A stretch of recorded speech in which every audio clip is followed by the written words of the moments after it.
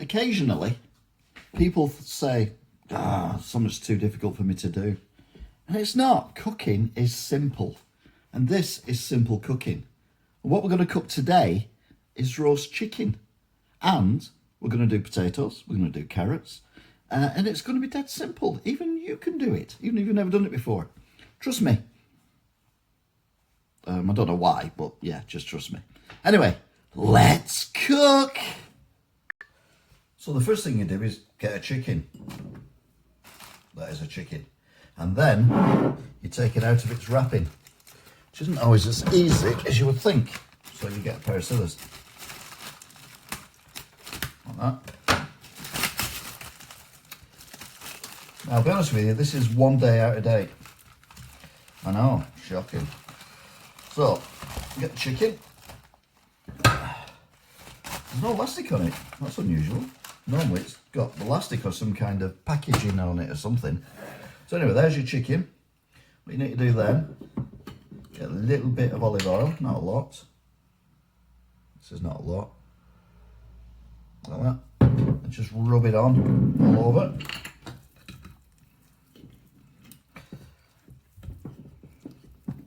And also do the underside. I know what you're thinking, why are you doing the underside with the... Yeah, well, there's a reason for that, but I'll come to that in a minute. And then you get a little bit of salt. A little bit of salt on it. Rub it on all over. Again, tip it over. Rub it on the underside. I know what you're thinking, why? Why is he doing that? What's wrong with him? Well, because I'm not going to cook it like that. I'm going to cook it, I'm not even joking, like that. And I'm going to use this, which is the worst horrible looking thing you've ever seen in your entire life. I do get that. But it is also the best thing in the world to cook a chicken with. All you do is you insert it in the big hole. Like so. Get it a bit further in. Not come as far as it normally does. Well, it does. It's all the way up. And then you literally roast your chicken stood up. Gas mark 5, whatever the equivalent is for your oven, I don't know. And it takes a lot less time because what you've got is you've got this metal here which is going to heat up and it's going to put heat inside the chicken. And you're thinking, but that's rusty and horrible and everything. And it is rusty and horrible and everything. You're right. You can probably get ones now which are non-stick, but this is an earlier one. But it doesn't matter because it's inside the chicken. You don't eat the inside of the chicken, but it forms like a chimney. So the heat comes in and goes through to the top, and it cooks from the inside and the outside at the same time, which means that your chicken is going to get cooked a lot quicker and it's going to be juicy and lovely and tasty as well. So I'm going to stick it in the oven exactly like that, and then I will start on the veg and everything else. So here we go. Okay then, so we're going to do the vegetables, and we've got some scabby carrots from the local shop. I mean, I'll be honest with you, they're not the best carrots I've ever seen, but they're still carrots. And someone complained recently, DC, that I don't put carrots in things. So this is for you. Top and tail. That means chop one end off and the other end off. Get a little bit of kitchen roll. It needs to be a full piece, that'll do. And then peel it. Now peeling is simple. All you do is you get your peeler and you just go one stroke along the length. And you've got a pretty much peeled carrot. Well, yeah, obviously you have to go all the way around the carrot. Not one stroke would do it. You have to do repeated strokes. I think I've just turned into Nigella Lawson, which is a bit worrying. Anyway, chop the end bit off because that does look a bit rank. So there we've got a clean end there and we've got a clean end there. Now, you can a few ways you can chop a carrot. One is you can just basically chop it into slices, which is fair enough. Other ones are you chop it halfway, well not halfway down, but a way down, and then you chop it again, and then you chop it again, and then you chop it again, and you end up with batons, like so. Or you can chop it, and chop it. You end up with diced. So there's loads of different ways of doing carrots. My personal favourite is none of them. Cut that bit off. It's basically, I cut them slightly diagonally, like that. So that's your carrots. Obviously do a couple of them. And then you got your potatoes. Now these are potatoes that don't need peeling. These are potatoes that, they're not new potatoes. They're just white potatoes, but they are really nice. And I always leave the skin on as well. To be fair, with the carrots I normally leave the skin on as well, but I wasn't overly impressed with those carrots. So just give them a quick wash under the tap. Well, they've already been washed, so they're in pretty good condition. So chop it, and then that looks a bit tjis, so we'll go like that and go like that. So they're nice bite-sized pieces. Chop in and chop in the middle like that, because you want the potatoes to look like potatoes.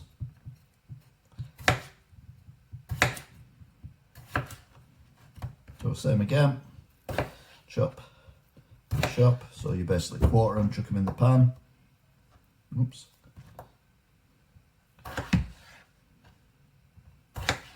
Chuck them 2 bits away because they got a bit of bad in them. Put them in the pan. And that one, just chopping off, chop one way, chop the other way, chuck that in the pan, and so on and so forth. And all you do then is add some water to the pan to roughly around about there, bit of salt, and put it on a low heat. Bearing in mind you've got your chicken cooking, which is going to take about an hour, so you don't want to do it too soon. This is what a lot of people do wrong, is they put the stuff in way too soon, and then before you know it, these are done, your chicken's still raw, and no one's happy. So we'll leave these as they are for now, and then we will add water, stick them in the on a low heat, let them simmer, and then hopefully everything will be done together. Yeah, good luck on that one. Anyway, let's see what's next. So there you go then, we've actually cooked the chicken. It's took a lot less than it would normally take, although I forgot to time it, I'll be honest with you. But when it looks like that, you know it's right. You've also got as well a lot of liquid in there. If I do that, you can see that there's liquid bouncing around inside. If I puncture that there, you'll see it pour out. Because the chicken is really, really juicy. So what we need to do is we need to take it off the spindle thing and then carve it up ready for serving. So let's get my fork. Where's my fork?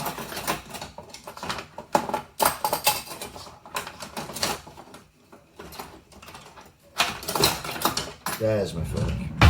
There's my fork. I got a fork. It's a fork. Right. So we'll tip it over. Pop it on the old chopping block. And just take out the chicken.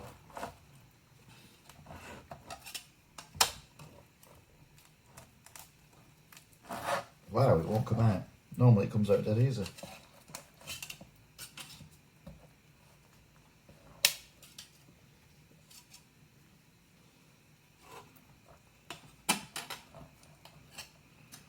I'll edit this bit. There we go.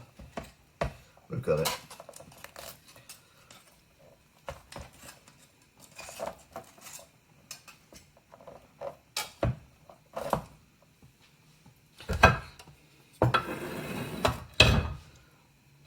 Until how juicy the chicken is, and the fact that there is lots and lots and lots of juice coming out of it.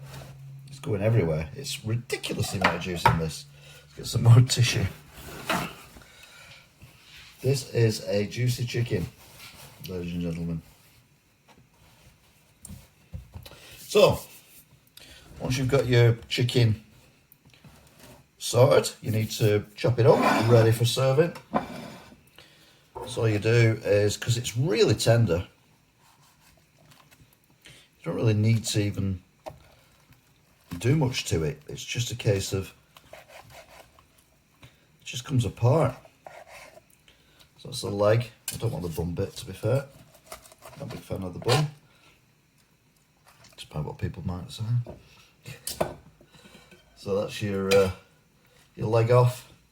Then if you want the breast, again, you don't really need to cut it even. It's just separate it off the bone. It just drips off.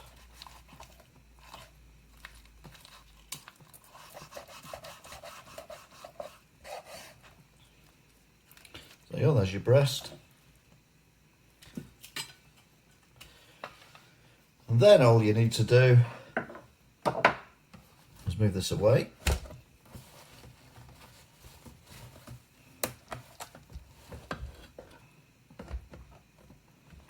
So much liquid. Look how juicy it is. It's really tender. So often I say this, but this way cooking a chicken is by far and away the most successful way I've ever done it. And I've been cooking chicken for years. And yeah, it doesn't look great when you start off with it. But you know what? By the time you get to the end of it, it's amazing. So, there's your chicken. What you need to do now is make the gravy. So, move that out of the way. Now, I use Bisto because I can't be arsed making gravy, but what I do is I add in the boiling water, like so, get it set off, and then I pour in the juice from the chicken.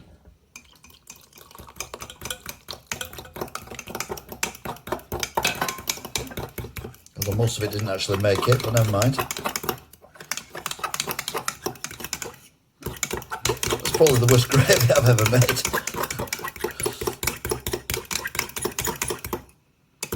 Oh, it's getting there.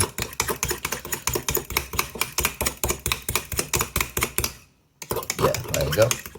It's thick gravy, but that's how we like our gravy.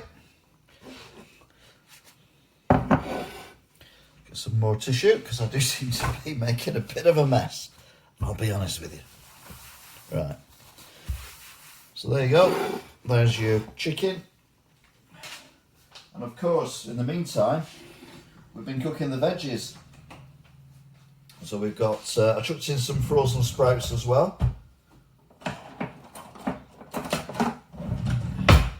So we've got carrots, potatoes and sprouts. And why do them in different pans? It makes no difference. They're all going down the same hole, which is your mouth. So just chuck them in the same pan. They all cook at roughly the same time. So there's nothing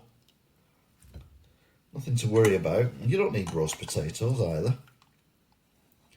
Just extra fat in it, roast potatoes. So there you go. This is a hell of a meal though, I have to admit.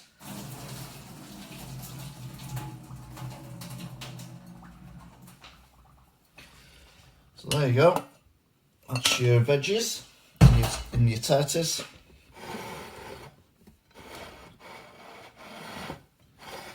And then all you do is pour your gravy on it. Like so. And I give you roast chicken dinner. Dead simple. I mean, it is so simple. Anyone can do it. If you want to roast your chicken like, quote, normal people do, then you can do. But let's be honest, cooking it on one of these things, cooking it on that is so much fun. It looks like a video from the 1980s, to be fair, when you put it in the oven. A Peter Gabriel video, no less. So get yourselves a knife. And then just chop into the chicken. Look how juicy and tender that is. Lovely.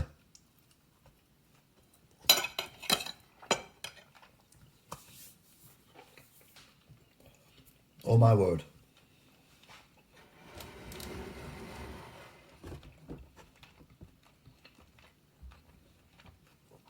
That's so tasty. It's a roast chicken dinner. Don't be scared of it. Just get out there and do it. It's simple. Till next time. Goodbye.